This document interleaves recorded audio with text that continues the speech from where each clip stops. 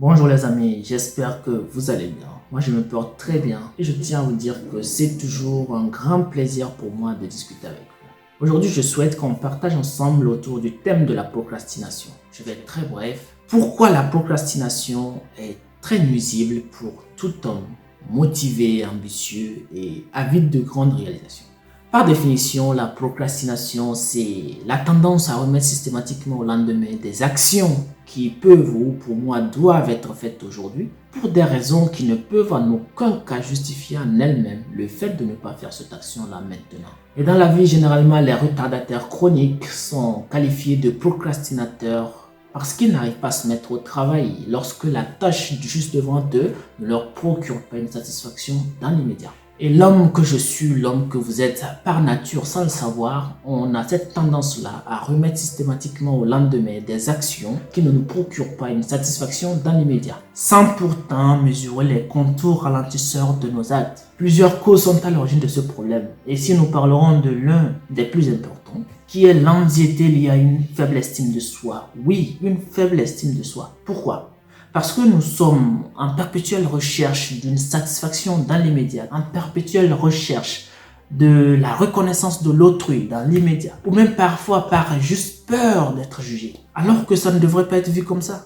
Parce que être jugé est quelque chose qui nous permettra de nous améliorer lorsqu'on sait se remettre en question. Et pour être réaliste, on ne peut pas avoir toutes ces choses du moment où on ne met pas les moyens nécessaires d'aimer vraiment ce qu'on fait et le faire au mieux chaque jour qu'on puisse. Je me permets alors de dire que la procrastination est l'un des meilleurs moyens de remettre à demain nos petites réussites dans la chaîne globale sans s'en rendre compte une seule minute. Et comme ça, nos résultats se feront attendre et nous nous retrouverons après des semaines, voire après des années au même point ou carrément à la case départ. Vous comprenez pourquoi la procrastination est vraiment nuisible?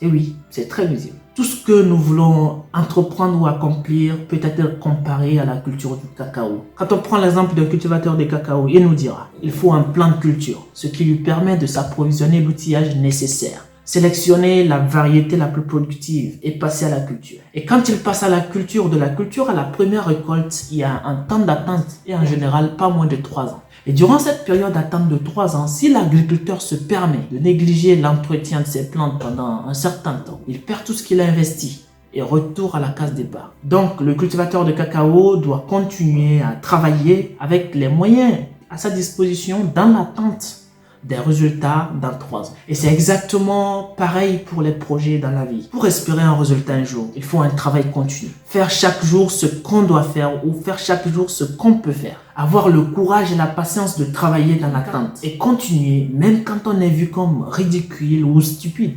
Parce que le plus important, c'est que vous ayez une vision claire de ce que vous faites, que vous ayez une confiance en ce que vous faites. Dans la réalité, on gagne à coup sûr en faisant quelque chose, en faisant ce qu'on peut faire aujourd'hui, en faisant ce qu'on doit faire aujourd'hui. Une journée perdue ne se rattrape pas dans la réalité, parce que chaque jour est spécial et a ses réalités. Donc pour se libérer de la procrastination, on a un seul issue, c'est de faire chaque jour ce qu'on peut ou ce qu'on doit faire. Le travail est vital. C'est une raison de vivre, ce n'est pas une punition.